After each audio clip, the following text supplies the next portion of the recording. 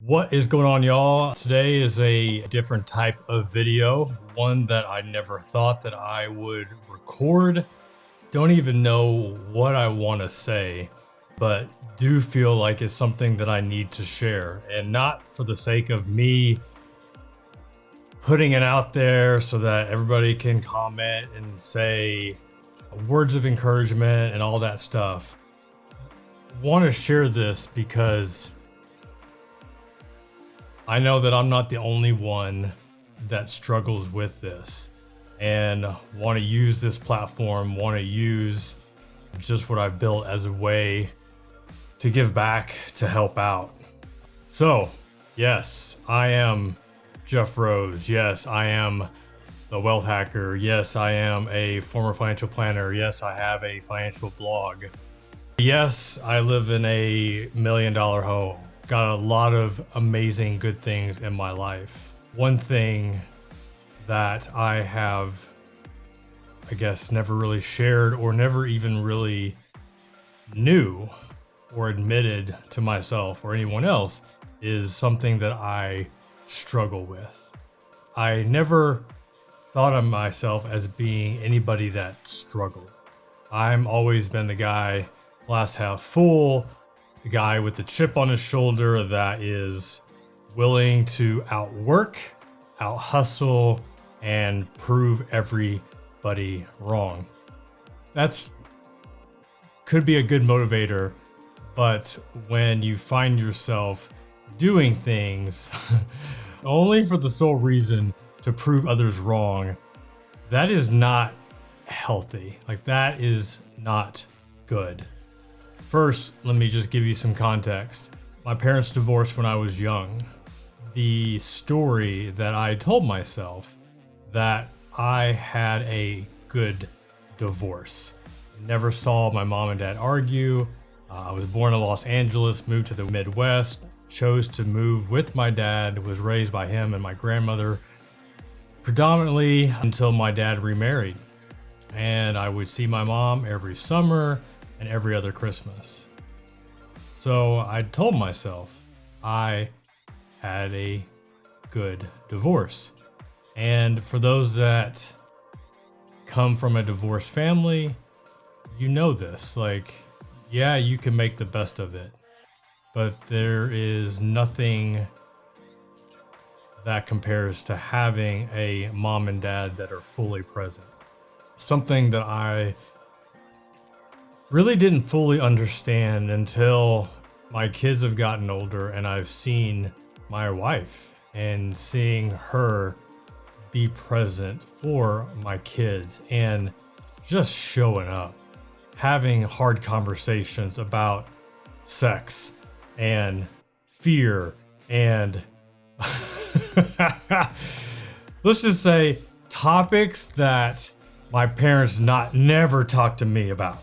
Ever. Like, it still even makes me feel uncomfortable when my boys are talking to my wife about puberty and ball hair and other things. But I'm grateful that she's willing to step in and have these conversations. And yes, I'm there as well. I will say though, I don't say as much. I kind of let her take the lead on a lot of that stuff.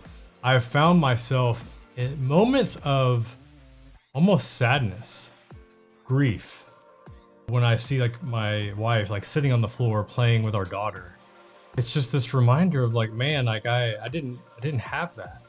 I didn't have that as a kid. So it just recently, like, a lot of this stuff has come up and I've had to do a lot of work to uncover like what's going on and what is some of the stuff that I've been pushing down for years. And it has been extremely hard. You know, I recently shared that my father-in-law passed away. He had ALS, and that was just one piece of this very difficult puzzle. Today I just learned that my stepdad is possibly going to need bypass surgery, and he hasn't been in good health. So there's just been a lot of loss where I've had to reflect and just look at my life. And the thing that I've really come to grips with, that I struggle with, that I'm struggling with right now, is shame. shame is such a weird thing because I have shame saying that I struggle with shame. Shame has never been in my vocabulary. I don't even think I knew what shame meant until a few years ago. When I started seeing my oldest son struggle with shame, when I started seeing my other kids struggle with shame, I started to see how I was struggling with shame. And I covered up all this shame over the years with pornography, alcohol. There was drugs in the mix, but this was when I was much younger, with work, with business, with anything I could. Most things I did was to make myself feel better. So I would build these businesses and build these websites and build this YouTube channel and build all these things. And it became this, hey, look at me, look how awesome I am. Seeking outside approval, outside acceptance. But underneath was this empty, hollow person needing something that they didn't know what it was. And what I've came to realize is what I've needed is to love me, to accept me. And for those that have a religious background, if you're a person of faith, I've had to accept that God loves me for who I am right now. And then I heard somebody else much smarter than me say, they have a God who loves them too much, that they love them for who they are right now, but they love them too much and that they don't want them to stay there. And this has been so incredibly hard to accept. And it seems ridiculous. I know, and that's why I have shame in even sharing this, because if you know me and know my life and know how blessed we are, #blessed, I have an amazing life. Amazing, amazing life. And yet I have this inner voice that says, you're not enough. And being 100% transparent, I have this voice that says, you're a piece of shit. That is a voice that I hear every day. Every day. Some days it's louder, some days it's muffled, but it's a voice that is there. And shame is so conniving, so cunning, in that it's revealed in so many different ways. Shame comes with my kids, being a father. Shame comes in my marriage, being a husband. Shame comes in my friendships, being a companion. Shame comes in my business. Am I doing enough? Am I making enough? Am I doing everything that I should be doing? So why am I sharing this? Why am I putting this out there? Why am I making this public information? I'm not the only one that struggles with this. Once again, I'm lucky, I'm grateful that I have sought outside help, therapists, counseling, been to an intensive to try to uncover what is this going on, and helping me identify when is shame getting super loud, super controlling in my life. Because when shame is running me, I'm not the best person I can be. I'm not the best husband. I'm not the best father. I'm not the best friend that I can be. So I have really put in a ton of work trying to understand how I'm wired, how shame reveals itself in my day-to-day. And the funny thing, maybe it's not funny, but being a YouTuber, and for those that are watching this and know what it takes to record a video and get that video edited, and then the thumbnails and the description and all that stuff, and then to put all that work into a video, hit publish, and to get crickets, to get like no views. I mean, Shane would say, don't do any more videos. Stop wasting your time. Nobody cares. Nobody wants to watch you. You have nothing good to say, nothing good to share. And that's where I recognize, that's That is not the truth. There are people that are in need of good financial advice. They need somebody that can guide them and nurture them. And that's why this is a core piece of not just the business, but something that I enjoy doing. This is a creative outlet. It is a way for me to give back. And I know I talk a lot about money here and wealth building. I won't have a ton of these type videos. Maybe this is something that strikes home for people. I can do it on another channel, but just want to take this opportunity just to say out loud that I struggle with shame. And I want to say that because for you, if you are watching this and you can relate to some of what I've shared today, I want to remind you that you are not alone. And it's okay to not be okay. It's okay to ask for help. In the beginning, I didn't want to ask for help. I didn't think that I needed help, but even worse, I didn't think that I deserved help.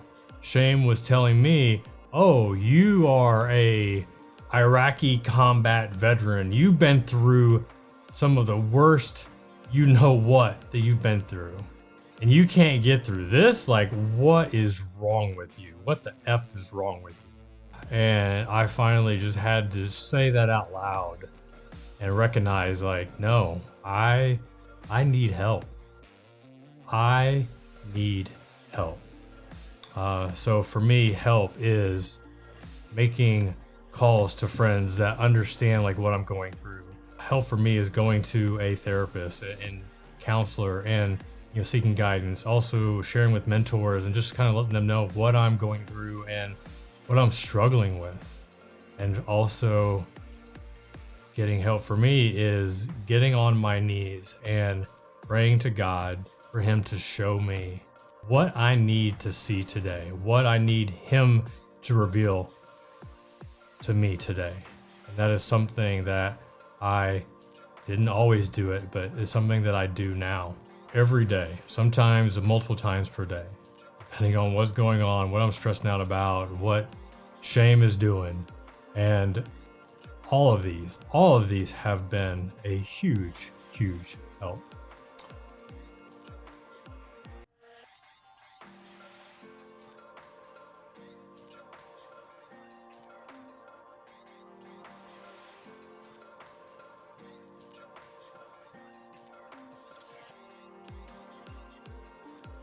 So I am once again here to remind you that you are good enough. You deserve help.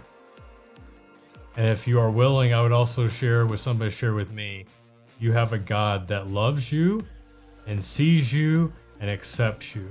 And for those of you that didn't have a father, an earthly father that was there for you, that's something for me that it's taken a lot of time, but now it's super comforting knowing that that is the truth. That even though that my real dad, who loved me more than anything, there are definitely some things that he couldn't provide. And where he fell short, I have an eternal father that is there for me and that loves me unconditionally.